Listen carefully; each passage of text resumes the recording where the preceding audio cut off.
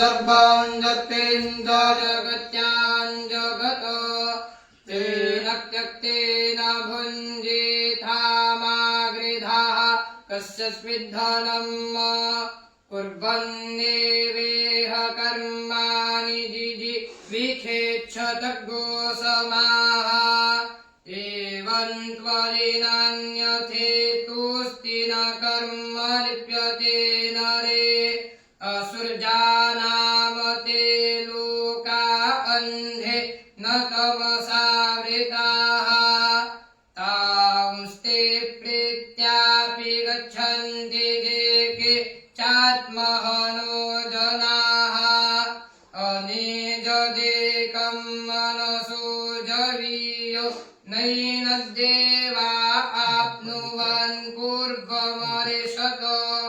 तद्धावतोऽन्यानत्तेति तिष्ठत्तस्मिन्नपो मातरिष्वा दधाति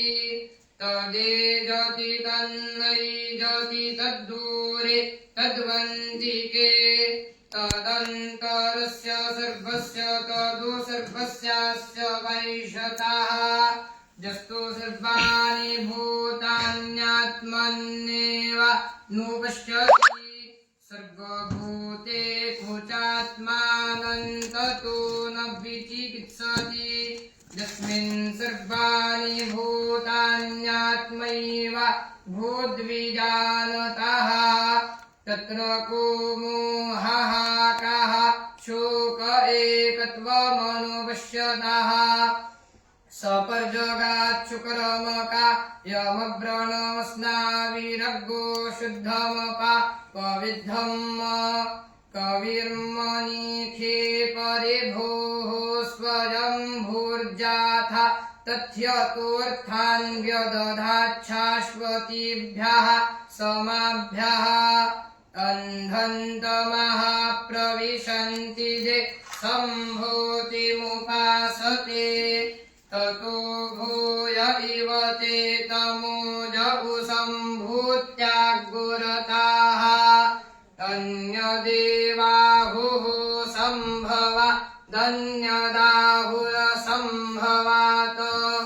इति श्रुमधीरानन्दे नस्तद्विचक्षिरे सम्भूतिं च विनाशं च यस्तद्वेदो भयग्गोसः विनाशेन मृत्युं तीर्त्वा सम्भूत्या मृतमश्नुते अन्धन्तमः प्रविशन्ति ये विद्यामुपासते ततो भूय इव ते तमोजौ विद्यायागुरताः अन्यदेवाहुर्विद्याया अन्यदाहुरविद्यायाः इति श्रुमधीरानन्दे नस्तद्विचक्षिरे विद्याञ्च यस्तद्वेदो भयग्गोसः अविद्यया मृत्युं तीर्त्वा विद्ययामृतमश्नुते वायुरनिलममृतमथेदं भस्मान्तग्गो शरीरम् ॐ क्रतो स्मर क्लीबे स्मर कृतज्ञस्मर अग्नेन यसुपथाराये अस्मान् विश्वानि देवगयोनानि विद्वान् जुहोरानमेनु भूयिष्ठान्तेन मुक्तिं विधेम हिरण्मयेन पात्रेण सत्यस्यापि हितं मुखम् जोषावादित्ये पुरुषः सोऽसवहम् ॐ खं ब्रह्मा नमः पार्वतीपतये